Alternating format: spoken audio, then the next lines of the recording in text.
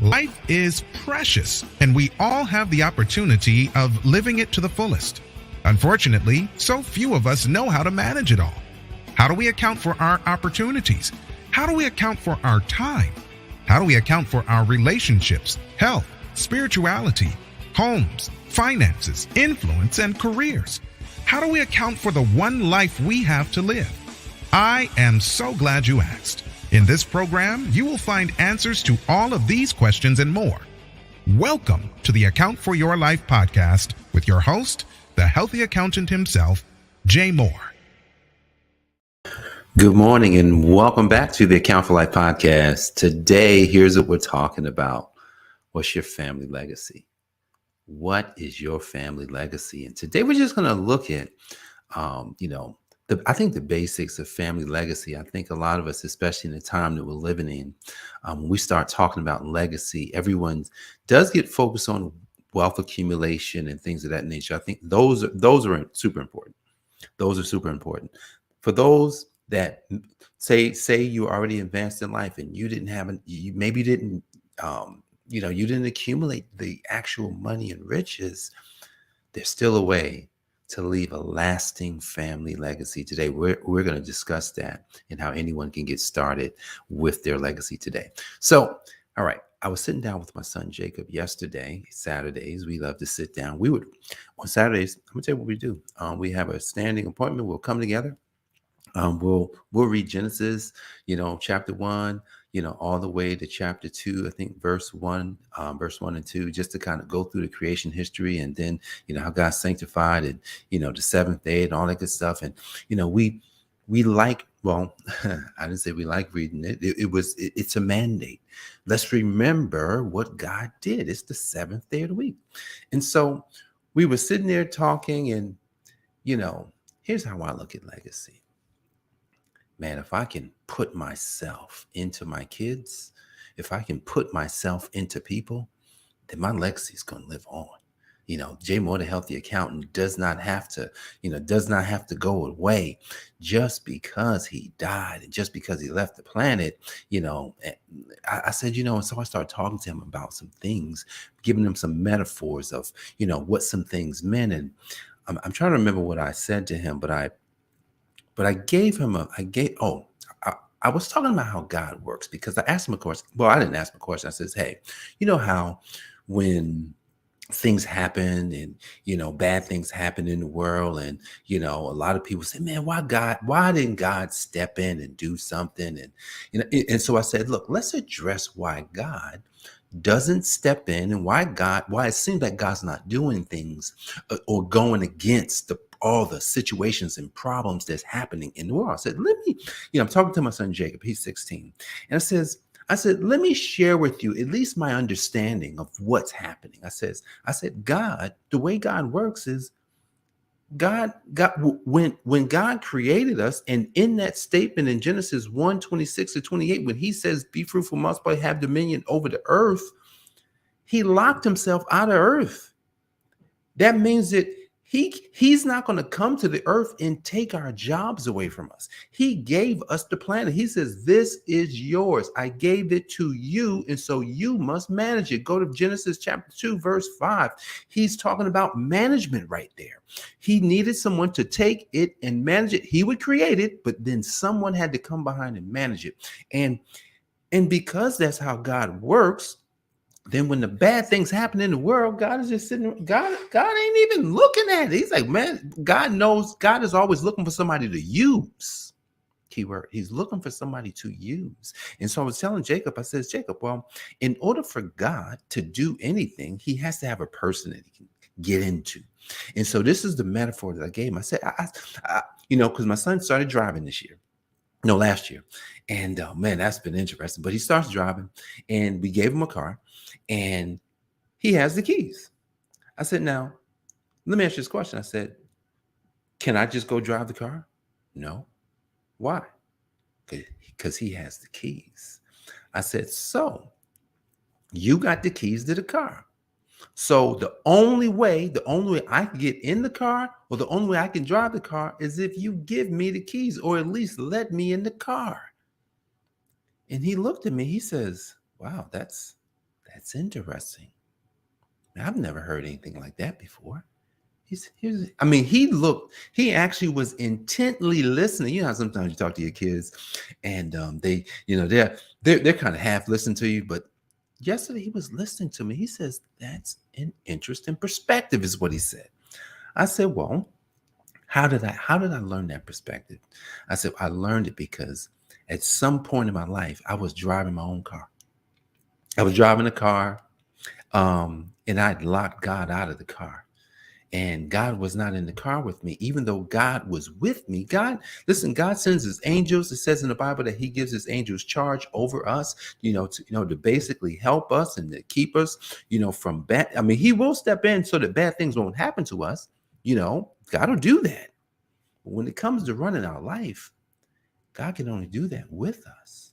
He can't do it for us. He can only do it with us. And so my son's just looking, he's like, wow, that's interesting perspective. I knew that I'd gotten somewhere. I said, we start talking about his name again, Jacob, and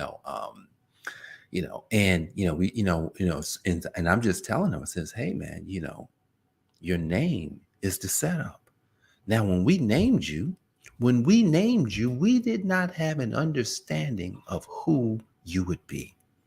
We had no understanding of who you would be because what happened, we just, my oldest son, Jared, is funny because my name is Japheth, right? I'm Japheth. And as Japheth, I didn't like my name for many years. I was ashamed of my name because it felt weird. It didn't seem normal, So they start calling me Jay, and I still go by Jay. But a lot of times, in different settings, you will see Japheth pop up. It's weird. I saw something recently that my niece did for me that had my name on. I said, "What? She put my name on it?" But at any rate, maybe I should just, at the end of the day, that's my name. Enlargement. Territory, vision, prosperity, opportunity. He will go far. Like, whoa, that's deep. And so when we gave our son's name, especially Jared first, I was hoping that I didn't realize it was a biblical name. And when I found out it was biblical, I says, okay, God, you're funny. Because literally that's why I didn't call him Japheth Jr. Because I said, man, we're going to get away from these biblical names. I don't understand why I got a biblical name anyway. When a lot of the names in the Bible are power names. And so I told Jacob, I said, Jacob, you have a power name. Him having this power name, I says, man, Jacob is a powerful person. Jacob is somebody that God really looked to bless his people. And I said, Jacob, I said, man, God has already have something set up for you. As I was thinking about this thing called legacy today, and I was reading over the story of Joshua. And this is what really prompted me to want to talk about this today, reading on the story of Joshua. And I think in the 24th chapter of Joshua, the last chapter, Joshua knows that he's about to die. See, back in those days, back in the Hebrew days and back in the Israelite days, whenever someone was about to die, then they had to go, they prepared themselves to give some legacy. They would give, information, and they would bless the people. And so Joshua put himself together. He died at 120, and he was getting himself together so that he can give the children of Israel something that they could use. Now, what he realized that the children of Israel, they were constantly going back and forth. They were constantly serving other gods. And so the first thing he says, look, man, you got to choose. You are going to have to choose who you will serve. He's saying, he's going to all the things. They're having to affirm. They're having to say, yes, we're going to serve God. Yes, we're going to serve God. He kept making sure that they were going to affirm God. And then he says, today you have made a covenant. Today you've made a covenant with the Father. He says, now, here's the thing. My house, the people in this house, like when I'm talking to my son Jacob, I'm like, in this house, this is what we believe. Let me insert my legacy into you. Let me give you the thoughts that God has given me, so that at least you have my thoughts. At least you know, because you won't be able to say you didn't know. You won't be able to say you didn't know. And so Joshua gives this charge. The children of Israel, this is in chapter 24 of Joshua. You should go read the whole book. It's an amazing book. And he finishes up and tells them, all right, you guys have said you're going to serve God. You said it. Now we're going to make a covenant. All right. Now this is when stuff, look, when you make a covenant with God, have you ever made a covenant with God and broke it? Ooh. Scary, because when you break the covenant with God, you have to get the pain that's associated with it. And the children of Israel, you already know they broke the covenant. See, in today's age, I'm going to let you go in a couple of minutes here. In today's age, the reason for much of the problems here is the covenant's been broken. The believers have broken the covenants. Imagine if the believers never broke the covenants. Imagine if the people who said they believed in God and the kingdom had never broke the covenant and served other gods. Uh-oh. Did we serve other gods? Absolutely, we've been serving other gods. See, it's different now. See, back then, or at least from what we think, because we didn't see it, we didn't see how they served other gods. But today, do you know what gods look like? Do you know what other gods look like if you're a believer? That's what you have to become more aware of. Man, do I serve this thing here? This thing called the phone? Am I serving that? Am I serving the platforms, right? Social media platforms, and just wasting all my time on there, not actually doing anything. Now, if you come in here to listen to the podcast, you're not wasting any time. What you're getting is the word of God coming out of me, because that's what God did for me. I'm in the marketplace. Look, I don't care. I'm like, well, you know what? I said, God, can you please help me to merge my life? Look, because I was a Christian for many years, and that was the legacy that was passed down to me. I said, you know what? I love the legacy, and I'm going to make it better. I don't have to say we're not going to do it. I'm just going to make it better by actually doing something that I think is even more aligned with God. My parents, I'm so thankful that my parents accepted Christ into their life when they were in their, I think my mom was 19, because they got married. My parents got married young. I think my mom was 19. My dad was 21, 20, maybe 22. They got married young. And they weren't anything. Now, my mom had gone to church. My dad didn't really go to church. My dad wasn't really nothing. But when they got it, they worked it. And they did the best they could. So they gave me their portion of the legacy. See, guys, see, at the end of the day, man, every time something passes down,